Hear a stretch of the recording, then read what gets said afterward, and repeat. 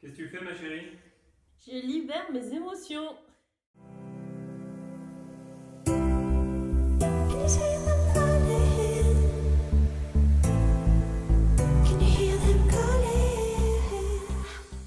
Salut les surfeurs de la vie. Alors comme on l'a vu dans la vidéo précédente, comment désamorcer des émotions fortes, la théorie, maintenant on passe à la pratique. Il est important d'avoir conscience que des émotions fortes nous bloquent et surtout il est important d'avoir conscience qu'on peut les débloquer, on peut les désamorcer en situation d'urgence mais aussi dans la vie courante, même quand les émotions ne nous submergent pas. Dans la pratique, on passe à l'action et on se sert du mouvement pour désamorcer les émotions déplaisantes de peur, de colère ou de tristesse. C'est important d'avoir des techniques pour désamorcer ces émotions violentes parce que, par définition, elles sont violentes et donc nocives pour notre corps et pour notre esprit, pour notre corps émotionnel et pour les gens qui nous entourent tout simplement, pour les relations qu'on a avec les autres. La première technique que je vous présente aujourd'hui, c'est la respiration Wim Hof. Wim Hof est un homme. Je mettrai toutes les informations si vous ne connaissez rien sur cette personne. Je mettrai toutes les informations en bas de la vidéo pour aller consulter ça. C'est une respiration magique, j'ai envie de dire, qui permet de faire circuler l'énergie, oui, mais qui permet de fluidifier le sang et faire circuler la lymphe. Enfin bon, c'est bon pour le corps, c'est bon si vous êtes malade, si vous vous êtes fait mal. Moi, je me suis coupée cette année, je me suis coupé le doigt, sectionné le doigt. C'est grâce à cette respiration que mon sang n'a pas coulé, je ne me suis pas vidée de mon sang. Et cette respiration, je trouve qu'elle s'adapte très bien pour désamorcer les émotions violentes. Alors on y va, je vous montre. Il s'agit en fait d'hyperventiler, d'être à la limite de l'hyperventilation. Attention, ne pas utiliser cette respiration si vous êtes en crise d'angoisse parce que par définition, la crise d'angoisse, c'est quand vous hyperventilez. Enfin, les conséquences de la crise d'angoisse, c'est l'hyperventilation. À l'inverse, au contraire, vous avez besoin d'absorber du gaz carbonique, c'est-à-dire l'air que vous rejetez, et surtout pas de l'oxygène, si vous êtes en crise d'angoisse. Si vous avez besoin d'évacuer une émotion forte, alors vous avez besoin d'hyperventiler pour faire circuler, fluidifier le sang. Donc je vous montre la respiration comme ceci.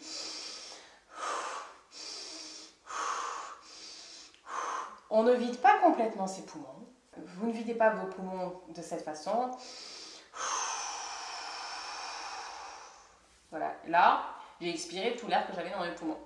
Le but, c'est pas ça, au contraire, c'est de vider à moitié. Imaginez-vous, vous avez un tank d'air et que vous le videz à moitié.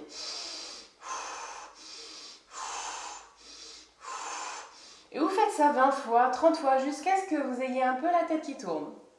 Et une fois que vous avez la tête qui tourne,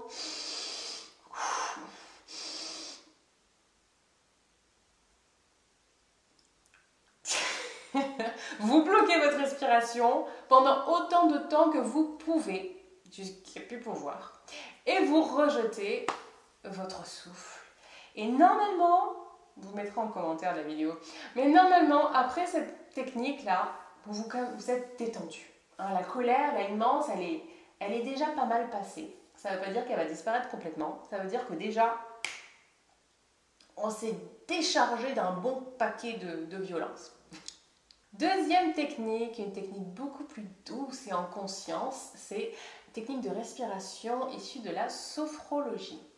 Alors, ici, on va poser les mains à différents endroits du corps et on va inspirer 3 fois à chaque position différente. Une première. Tout en imaginant qu'à chaque fois que vous inspirez du calme, de la sérénité. Et dans l'expiration, vous expirez toute votre peine, toute votre colère, toute votre jalousie, toute cette émotion super désagréable qui vous crispe, qui vous tend. Et vous imaginez que toute la partie du corps que vous touchez, là en l'occurrence la tête, le cou, tout ça se détend. On inspire le calme et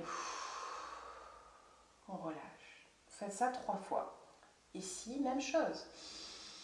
On inspire le calme et on libère, on décrasse de cette émotion violente. On imagine que toute cette partie-là se détend, tous les muscles se détendent. 3 fois. Ici, pareil. On relâche. Et un dernier ici. Et on revient, on finit au cœur.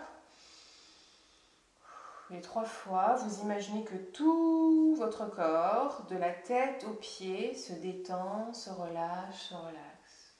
Voilà, et vous faites ça pendant, ça peut durer peut-être 3 minutes si vous faites plutôt rapidement. Et ça, même moi, je me sens beaucoup plus détendue maintenant que je vous ai présenté cette méthode. C'est fascinant, la sophrologie. D'ailleurs, je vais bientôt faire une vidéo là-dessus. Avec une praticienne certifiée. C'est super intéressant, c'est super relaxant, c'est génial. La 3e technique, eh bien, on se met en mouvement, en action. Allez, on y va. C'est la technique que j'ai découverte en me disputant avec mon compagnon. Comme je vous l'explique dans la vidéo précédente, je me suis littéralement jetée par terre. J'ai été poussée par mon intuition à me mettre par terre et à pratiquer des positions de yoga que je connais. Et je ne me doutais pas en fait que ces positions me feraient un tel bien, me libérer d'une émotion forte de cette manière. Alors, je vous explique, c'est la position, en anglais c'est cat cow, donc chat-vache en français. Le chat, il bombe le dos, d'accord? Et la vache, elle remonte la croupe. Donc on inspire sur le vache, les épaules descendues, hein, le cou loin des épaules. On inspire et on souffle dans la position du chat. Et on refait ça autant de fois qu'on a besoin. En fait, ce mouvement, c'est pas seulement le souffle qui aide, mais c'est aussi le mouvement que vous donnez à votre colonne vertébrale qui va envoyer le fluide en fait cérébro-spinal jusqu'en haut de votre tête. Et je vous parlais de fluide tout à l'heure, de fluidifier votre sang, de fluidifier l'énergie qui circule en vous. Et bien, ce fluide cérébro-spinal, il est super important aussi pour la détente émotionnelle. Donc, essayez le chat-vache et dites-moi ce que vous en pensez en commentaire de la vidéo.